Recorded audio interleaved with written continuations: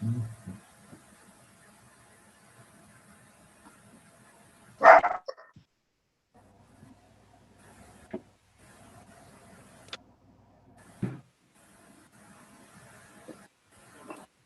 evening. Okay, everybody in? Okay.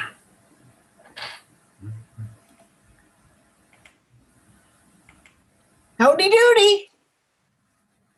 We are. Yeah.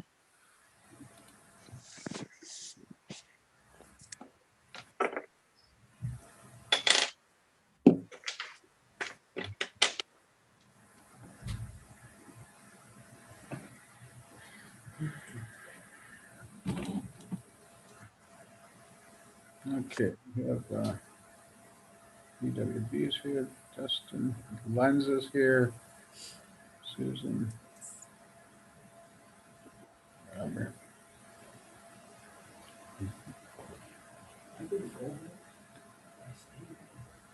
We can go.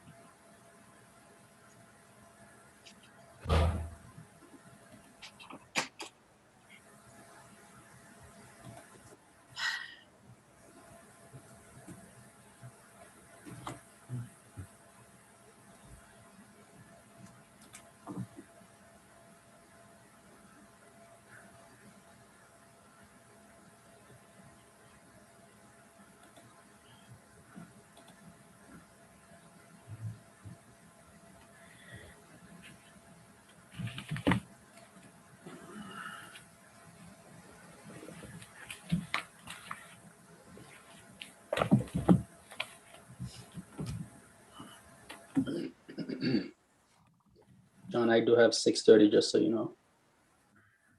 I think I'm waiting on Linda. Yeah. Okay.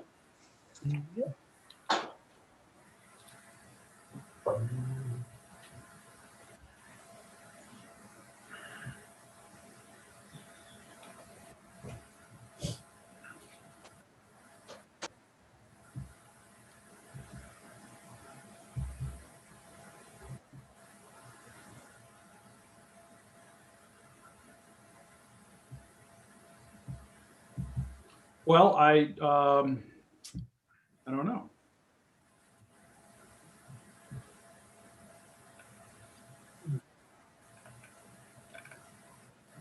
Does anyone have a problem if we can go ahead and get the presentation going and Linda join here shortly? Any objections? I'm going to go ahead and call to order the Committee of the Whole for Tuesday, March 9th. Let the record show that all aldermen are present. First on our agenda tonight is the 2019 and 2020 audit presentation from BWB. So I'd like to welcome our two esteemed colleagues here. It's good to see you. Good seeing you, John. All right, so how would you like to handle this? Do you want to do you have a presentation you're able to share with us? Yeah, I think, why don't I kind of introduce Justin and he's going to walk us through the presentation. First of all, welcome everybody. It's good to see everyone and we appreciate the opportunity to present in front of you. You know, the goal of tonight is to really walk you through the highlights of the 2019-20 audit. And I think each of you have received the actual document. It's 100 pages. And it's really, you know, when you look through those pages, there's a lot of great information that really tell a nice story as far as the city's finances. Obviously, there's the numbers that are associated with an audit report, but there's also a tremendous amount of disclosures and commentary in the management discussion and analysis section that, you know, really walk you through a lot of I'm gonna, good financial information for the 1920 year. What we're going to try to do tonight is really present that material more in a graph format, which will kind of give you a historical perspective of the last 6 or 7 years, and then also talk through some of the reports that are included in that document as well. So I would like to introduce Justin Eisman. He's a manager CPA with our firm at BWB, and he's been an integral part of the audit for many years for the city of Olean.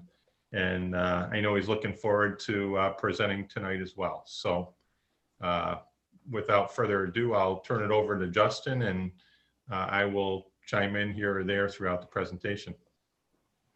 Hi, everyone. I've actually, as Dave said, I've been on this job for 10 years, but I'm always on the road this time of year. So I've never actually been able to be a part of the audit presentation. So it is kind of exciting for me. I've been a part of it, but just haven't been able to be here for this. I'm going to share. Justin, I thought it was always that you did all the work and Dave got to, have the Glory. The glory, Yeah. right? No, I was always on the road this time of year. So COVID kind of prevented me from being out of town, and with everything being remote, I can be a part of it. So Can I interrupt? Can the interpreter interrupt for 1 second? Could you pin the interpreter square on the presentation, please? Otherwise, people at home will be able to see the interpreter. here. Thank you. Okay. So, as Dave said, we'll go through this graph analysis. The page 3 discusses the independent auditor's report. So the independent auditor's report it's a clean opinion. There is one modified paragraph. It's called an emphasis of a matter, and that is related to a prior period adjustment in relation to federal grants and the timing of the revenues being recorded. And we'll discuss that a little more on the next page, where we talk about the findings related to the government auditing standards. So the first two here are the preparations of financial statements and reconciliation of general ledger and capital project accounts. These are similar findings that we've reported for a few years now. The preparation of financials really related to us providing assistance in putting together this large document.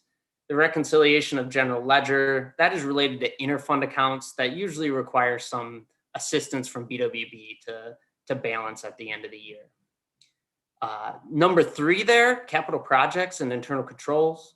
That is related to the North Union. We put this finding in there 3 or 4 years ago now. And if you remember when we first put it in, there are 5 or 6 parts to it. Well, it's down to just having 3 parts listed, and 2 of them actually got addressed this last year. And so we're giving you kind of kudos or commending you for addressing those. The only part of that finding that's left now to be addressed is related to budgets and doing a budget to actual comparison throughout a project, just to make sure that situation doesn't occur again where a project went severely over budget. Findings 4 and 5 are actually the same, but they have to be reported twice for internal control and compliance. This is related to the prior period adjustment I mentioned on the last page. There were some significant reclassifications of revenue from state sources to federal sources at the end of the year, and one $400,000 that was related to a prior year. So what that really affects is the timing of the federal monies and when they're recognized, and it affects our completion of what's called the single audit, which is required if an entity receives over $750,000 of federal grants. So because they were reported as state initially and we moved into federal, we weren't able to get the single audit done within the deadline that is required. And our plan actually is to come back and do that work in April and to meet that single audit requirement for both 19 and 20. But unfortunately, because of the way state grants and federal grants flow into the city, it's sometimes hard to identify whether it's state sourced or federal sourced. And that finding is really talking about that situation. Yeah, just to chime in there a little bit. So this, we actually had some really nice discussions with the mayor and Fred and Bob and Carrie and, really talk through this comment a little bit. And I think at the end of the day, probably the timing of it's really good because as you're aware, there's a chance that there could be, significant federal dollars that might flow into the city in the next couple of years related to the stimulus package.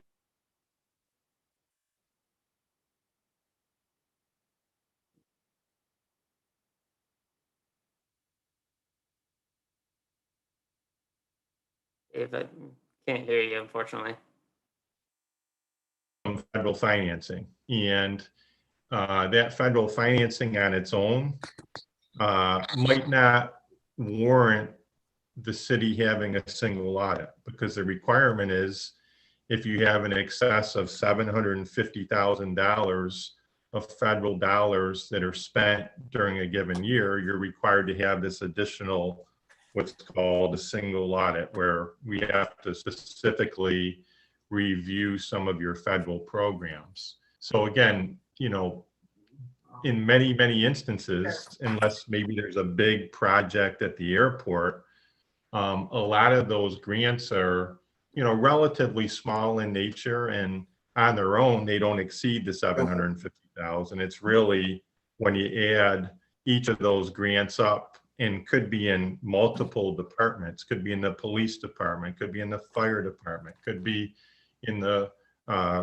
roads department, could be community development department. When you add all those up, it exceeds the 750,000 and requires this, what's called single audit. And so I think our comments really saying, throughout the course of the year, maybe quarterly or so, to have all the stakeholders kind of get together and, discuss, well, what are some of the projects that we have going on, or equipment grants that could potentially be federal in nature, and let's make sure we identify whether they're federal or state, because sometimes the money might actually flow through the state government, but they're actually federal in nature. And so to have those discussions, to have somebody, track that, and then ultimately the decision will be made, do we need this single audit to be performed or not at the end of the fiscal year? So, I think it's a good comment. It just warrants, additional communication by everybody. And I think, again, the timing of it is good because of the federal dollars that are currently out there. All right. So then moving on, we'll start talking about numbers. The first section is the GASB 34, or government-wide financial statements.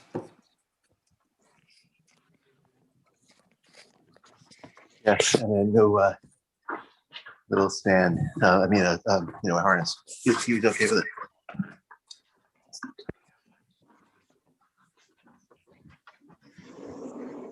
Okay. So the first section, your assets, liabilities, and his position here. The main driver on this feedback. The main driver here. Linda, if you can hear us, would you please mute your computer, please? Guys, this is still on. We're receiving feedback from you, Linda. I'm trying. Okay.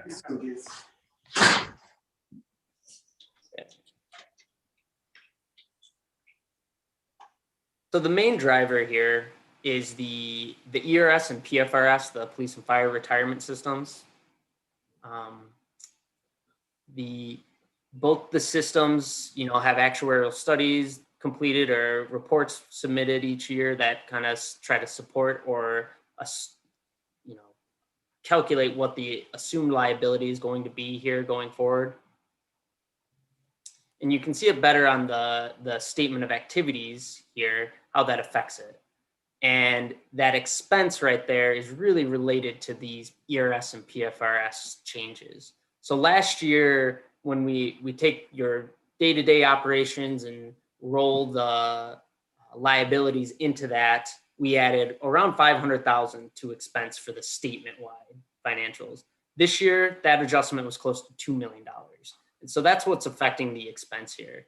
And really at the end of the day, that ERS and PFRS system, they're the biggest drivers when it comes to your government-wide statements outside of the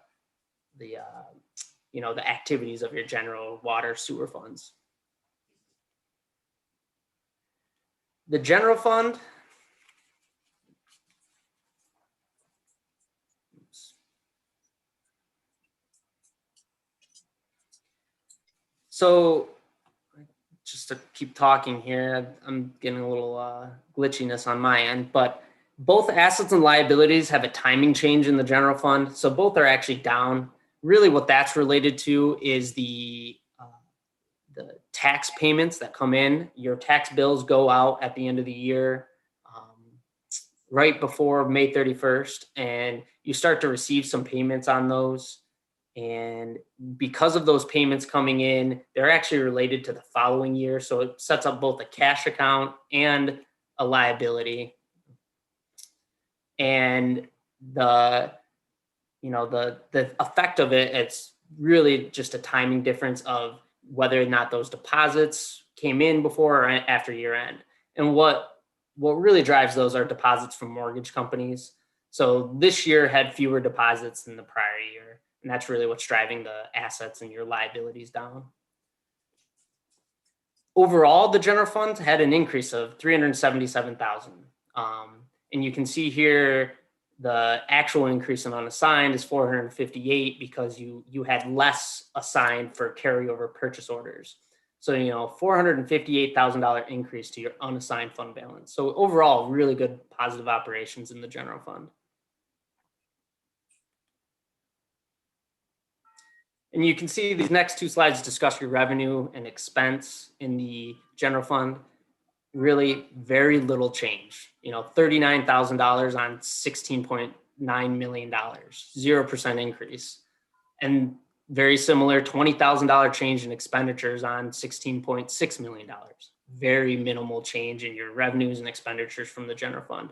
And you can see going back 5 years, to have those expenditures only go from about 16.2 up to the highest point it was is 16.8, 0.9. To have that spread over those 5 years, it actually shows very good control of costs.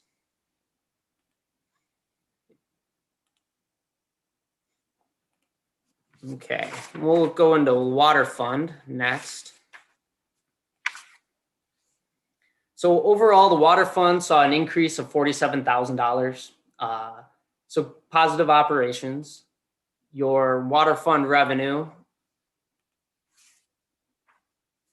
was, I'm going to go back, about $102,000 of an increase, 3%. And, that's really related to rates and usage. Both were up a little bit. You can see here, your water fund expenditures were down about $150,000. So that's really what drove the positive operations over there. This graph is a nice graph that kind of shows the effect of the surplus or deficit on your fund balance. And, from 2015 to 2020, you've been able to add about $130,000 into your equity in the water fund. The sewer fund. So here you can see you have about $101,000 decrease in fund equity, so a deficit this year. As you recall, I think at one point during the year, you had resolution 69.19, I believe it was, where you moved 85,000 from fund balance into an expense code. So that's kind of showing that you were anticipating a loss of about 85,000 at least. And, it ended up being a little bit higher than that. But I think that board or common council resolution shows that, it was an anticipated loss. It wasn't unexpected. The sewer fund revenues increased about 6%. And this is, again, rates and usage. Both were up. You had a rate increase that affected the entire year of 2020, 1920. And then the sewer fund expenditures. Now, this is kind of interesting. You're seeing a trend in the sewer fund where your expenditures are increasing over this 5-year period. They went from about just over 3 million up to about 4.4 million now. And this is, a lot of this is related to the wastewater treatment plant work. You've had some debt enter onto the books that is funded by the sewer department every year. So that's what's driving that balance to go up like that.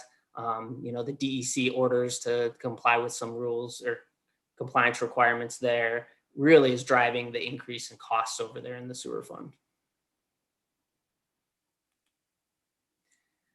You can see here how over the last 5 years, how your results have affected your fund balance. You actually in the sewer fund, you've had a little bit better case over the 5 years, and you were able to change your equity balance from about 1.5 up to about $2.1 million.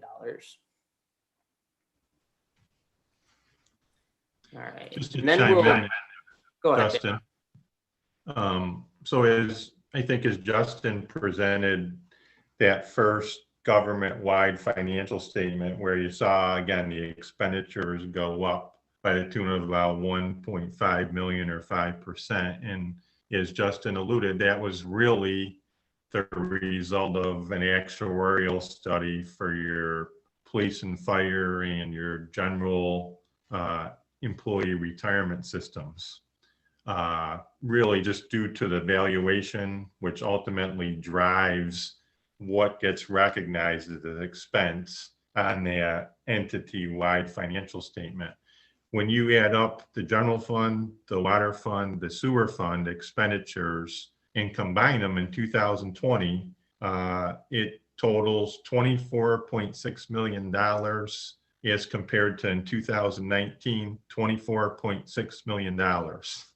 So when you look at 19 versus 20, almost identical in your main 3 funds of the city over that 2-year period. And similarly in the revenue, when you look at our total sources of revenue in 2020, 24.9 million versus 2019, 24.6 million. So an increase of about 1.5%. Okay, so really to sum up 1920 financially, very consistent with the 18-19 year. And I think really when you look at the graphs over that 5-year period, you don't see a tremendous amount of major swings in any of those years. You've really been consistent as far as revenue and expenditures. And again, it's tight. It's not like we're building all this fund balance that we can plan for the future. We're basically, bringing in some revenue and we're providing services to the residents. And ultimately, for the most part, we're just holding our own. And that's, I think, really to sum up the 3 major funds of the city.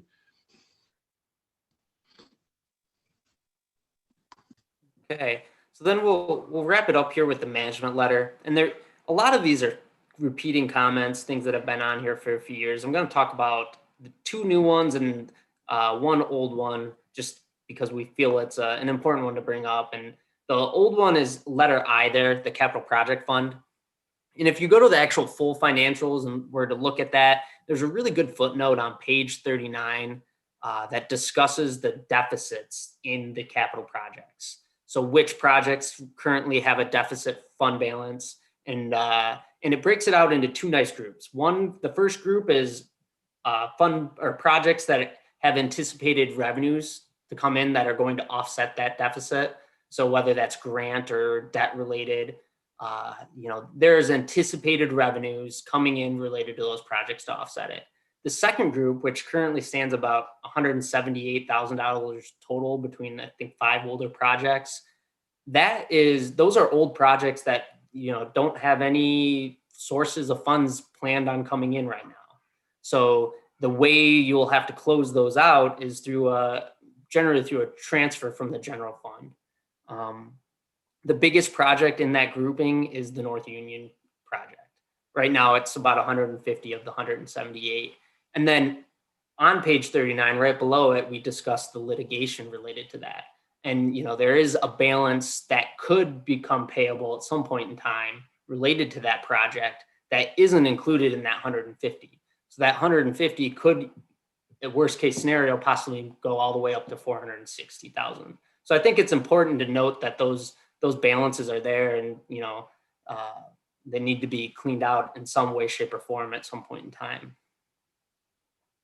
Letter L down below, COVID-19 pandemic. That's really just bringing your attention to the idea that CARES funding may be flowing into the city to make sure that you're utilizing that money for the purpose it's intended for. If you receive any, and you're on the lookout for possible sources of grants.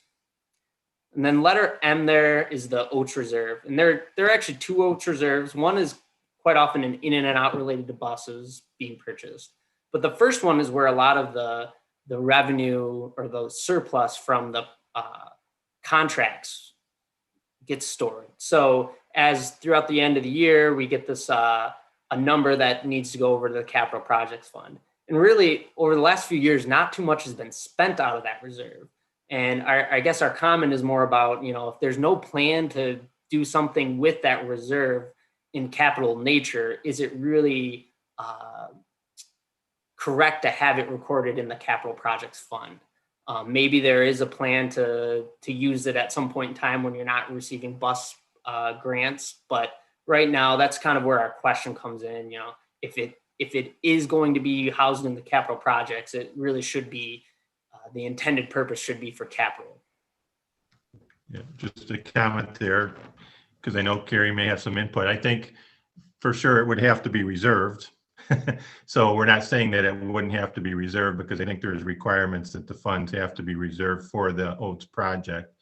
It's just a question of, does it make sense to transfer that to the capital? Again, if ultimately our plan is to use it for capital, then it probably does. But if it's ultimately going to be utilized more for the OATS program and the operational part of the program, then it might belong more in the general fund and just to be reserved in the general fund specifically for that program. So I don't think it's anything we're doing incorrectly. We just thought it's probably worth talking about and evaluating and making a determination of what makes the most sense of where to record it. Yeah, and I'll have to talk with you guys about that because it's the way I have to report it to the state DOT. And it's not always used for capital. A lot of it's used generally for operation purposes. And then how there's like the 80-10-10. It'll be the OATS partner shares into purchasing a bus. So that way the city is never affected in contributing $1. So I think, we'll have to look at it because I break it down to DOT accordingly in the annual report, and it's their requirement to put it into a capital account. So maybe we just have to have a conversation with them. Yeah, that sounds good. And maybe it belongs where it's at. Maybe it's fine and we don't have to make any changes. It sounds like there is a component that ultimately will be capital for sure, that 10%. Always, yeah. So yeah, I just think it's something that we can evaluate during this coming year. And I can coordinate a call with you guys and the mayor, Fred, and DOT if you'd like. Yeah, perfect. Thanks. And then the final thing to mention is there is a clean governance letter that's also attached to everything. We didn't provide it tonight, but it is a clean letter that communicating with you that there were no issues in conducting the audit. No disagreements with management, no issues obtaining information, anything like that.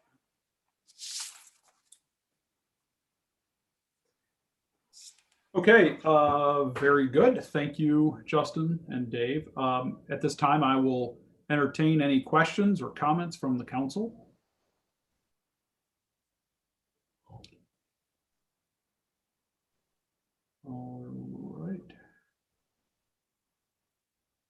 All right, well, seeing nothing then, I will again, thank them for their time here this evening and thank them for their presentations. If anyone has any questions at all, certainly you can reach out directly to them. They're a wealth of knowledge.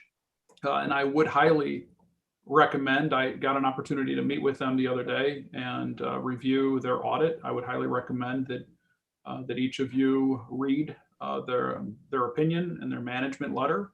It gives us a good outline of some policy issues that maybe we can address.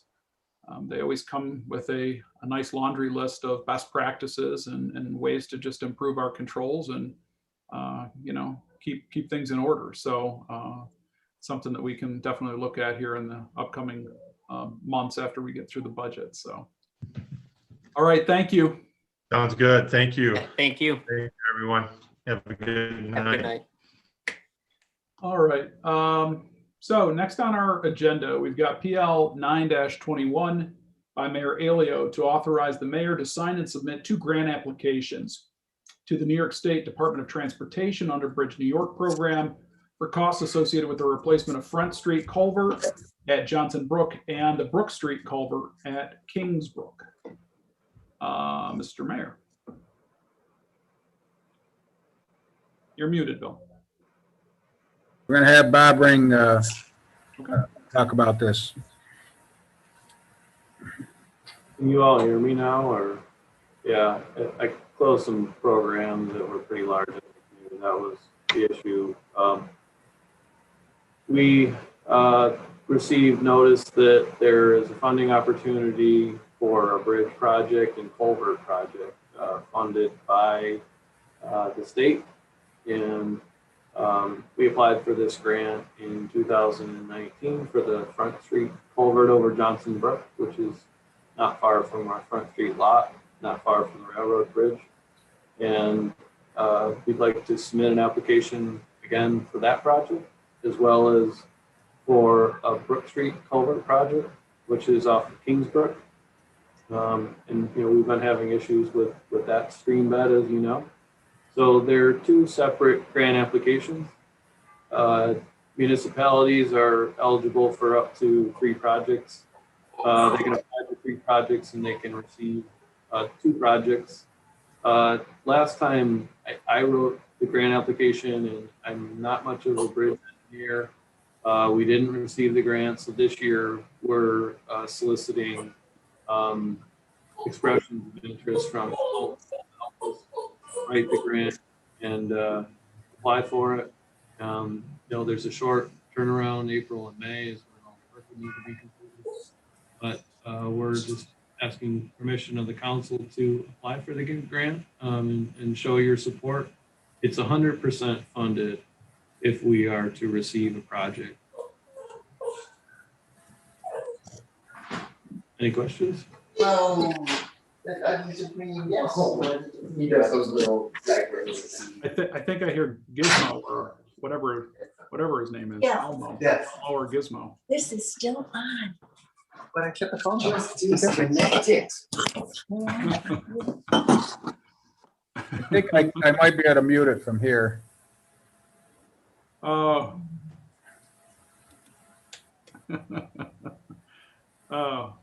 I think we could hear Linda. I think we could hear Gizmo crying, whimpering for a snack. Okay. Any questions from anyone on the grant application? I don't have any. What's the timeline look like on this, Bob? Grant has to be in by when, and we should have an idea of an answer by when? I already sent out an RFP to consultants just to anticipate, get the ball rolling.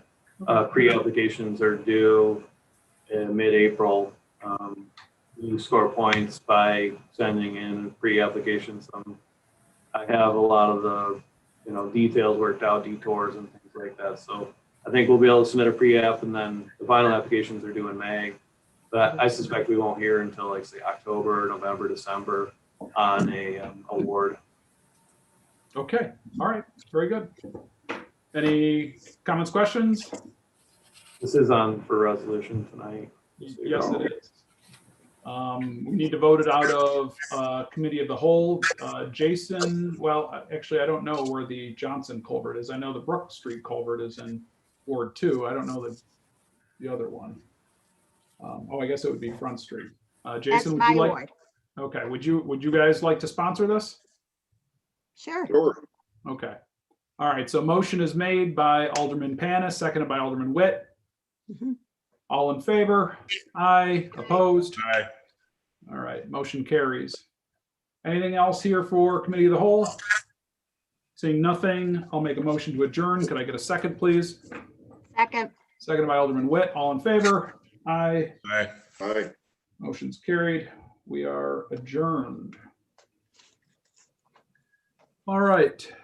I'd like to call to order the regular meeting of the Common Council for Tuesday, March 9th, 2021. Will the clerk please call the attendance roll? Alderman Witt, Here. Alderman Panis, Here. Alderman Gonzalez, Here. Alderman Robinson, Here. Alderman Anastasia, Here. and Alderman Crawford. Here. Let us please bow our heads for the invocation. Dear Lord, we thank you for the opportunity to gather here tonight. May everything we do begin with your inspiration and continue with your help. We ask your guidance throughout this meeting, that all our thoughts and actions will reflect your holy will, and that you would grant us the grace to love you and our neighbors more perfectly. In your name we pray. Amen. Amen. I will lead us in the Pledge of Allegiance. I pledge allegiance to the flag of the United States of America and to the republic for which it stands, one nation, under God, indivisible, with liberty and justice for all.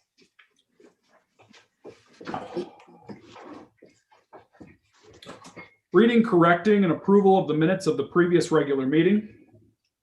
The regular meeting of the Olean Common Council was held on Tuesday, February 23rd, 2021 at 6:30 p.m.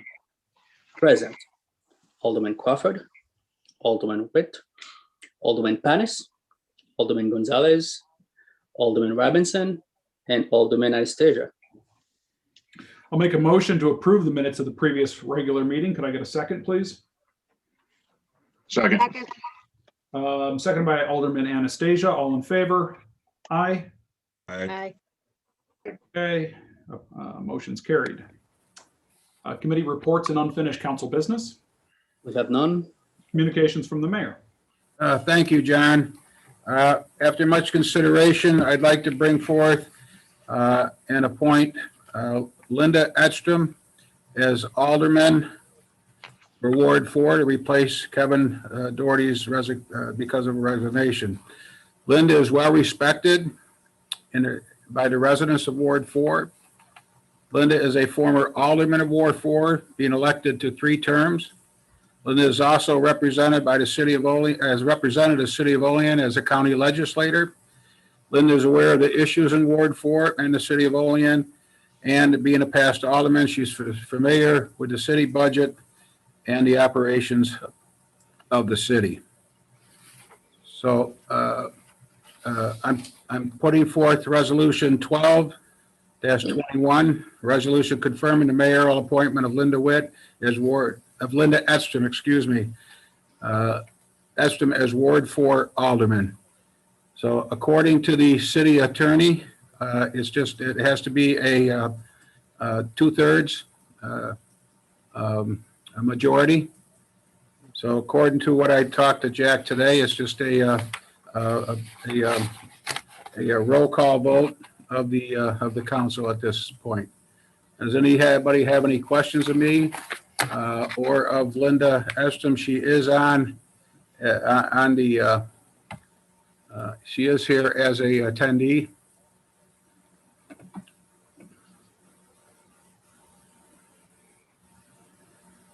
Anyone? Seeing nothing? Anything else, Bill? No, that's all, John. Thank you. Thank you.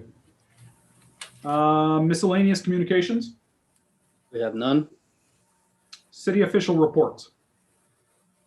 Quarterly report of the city auditor, 9 months ended February 28, 2021. Monthly report of the city auditor, month ended February 2021. Okay, proposed legislation and referrals. PL 08-21 by Mayor Elio, referred to a regular meeting, March 9, 2021, for resolution by Council President.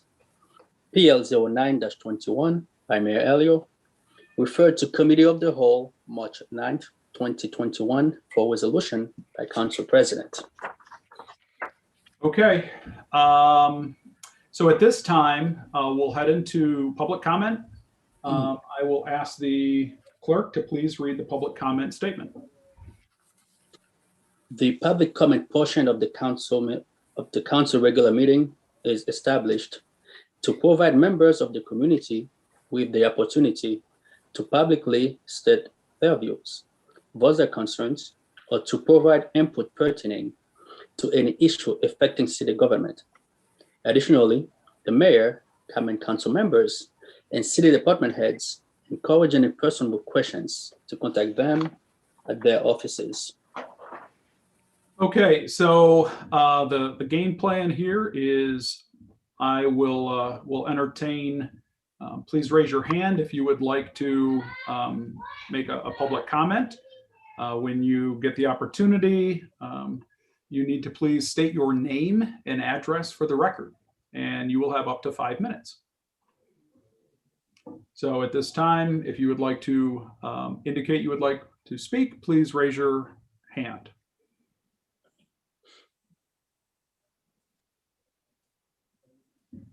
Anyone?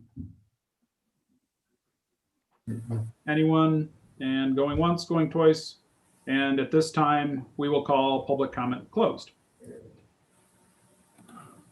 On to finance and bills. We have none. All right, and on to resolutions. Before getting into resolutions, I will make a motion to suspend the rules to consider an amendment to the agenda. I'll make that motion to suspend the rules. Could I get a second, please? Seconded. Seconded by Alderman Gonzalez. All in favor? Aye. Okay. Opposed? All right. So we have suspended the rules.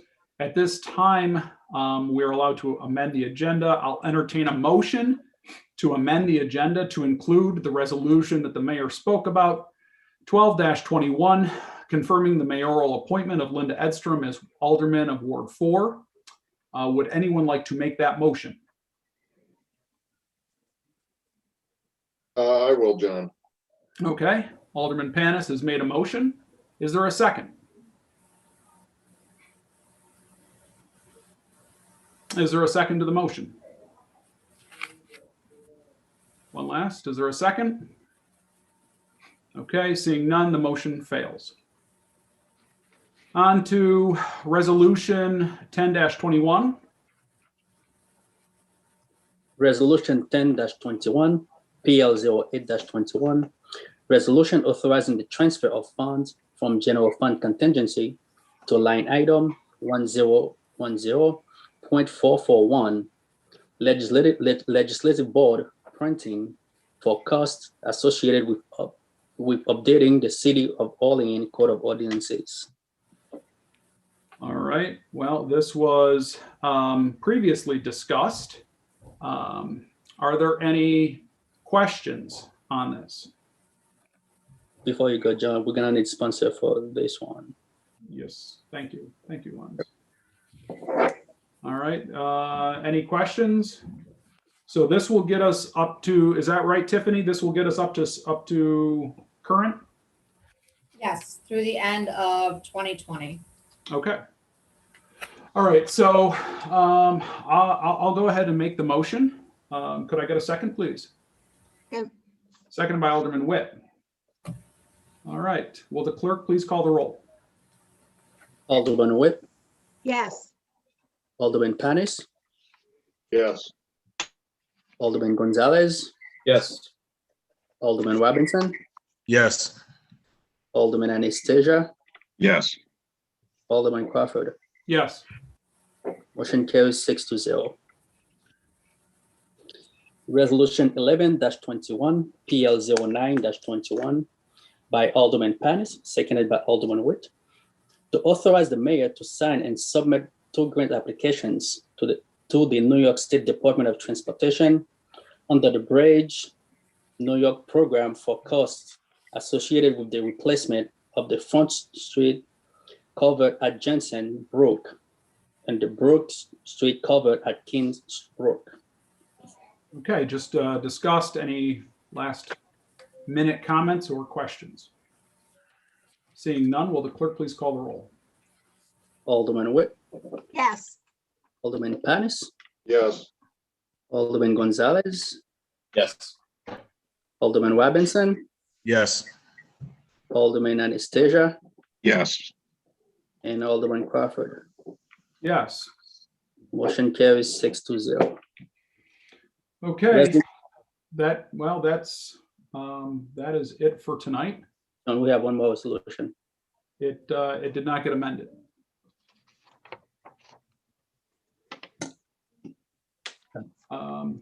So at this point, anything before we close the meeting? John, can I just say something? Sure, Linda. Okay. As you all know, according to the paper, we had a COVID clinic this last weekend at JCC. And I was told by the folks from New York State and the county, Chautauqua County and Allegheny County, they were very impressed with the way it was handled here in Olean.